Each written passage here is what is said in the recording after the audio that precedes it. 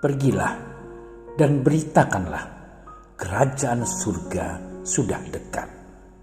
Sembuhkanlah orang sakit, bangkitkanlah orang mati, tahirkanlah orang kusta, usirlah setan-setan.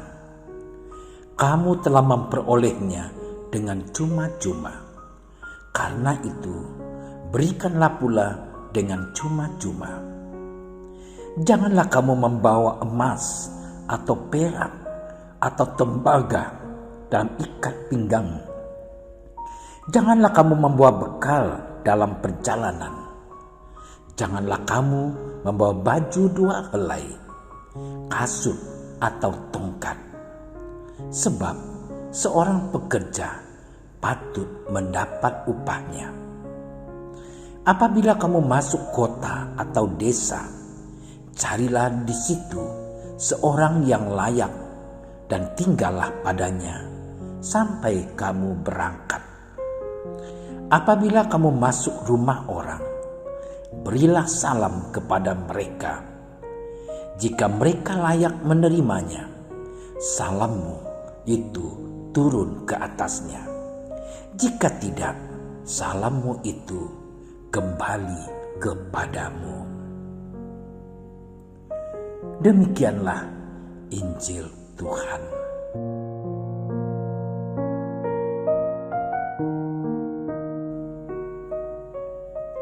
Saudara-saudariku yang terkasih, Yesus memanggil setiap orang untuk mengikuti Dia. Kita dipanggil untuk menjadi kudus dalam hidup sehari-hari, karena Dia adalah kudus. Panggilan itu tidak hanya menjadi seorang imam maupun biarawan, biarawati. Umat beriman juga dipanggil untuk menjalani kehidupannya masing-masing dengan penuh kekudusan. Setiap orang yang dipanggil tentunya siap diutus. Saudaraku yang terkasih, Injil hari ini mengisahkan amanat Yesus dalam mengutus murid-muridnya. Yesus bersabda, "Pergilah dan beritakanlah, kerajaan surga sudah dekat." Dalam perutusan, Yesus menjelaskan apa yang harus dilakukan para murid dalam menjalankan tugas perutusannya.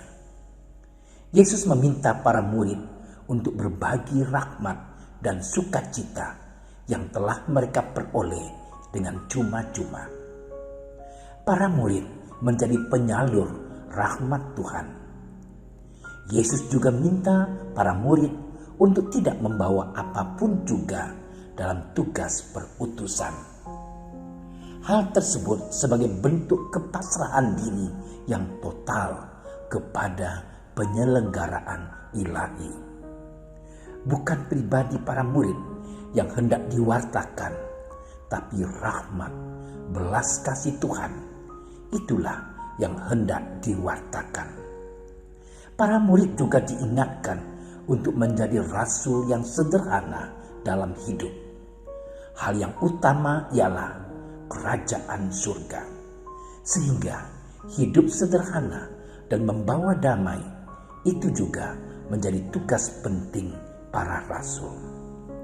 Saudara-saudariku yang terkasih, hari ini Gereja Katolik memperingati Santo Barnabas Rasul. Kisah kehidupan Barnabas sangat inspiratif. Ia memiliki keberanian untuk keluar dari Yerusalem untuk menjadi rasul di Antiokhia. Ia juga berani menjumpai Paulus yang barusan bertobat dan mempertemukannya dengan para rasul.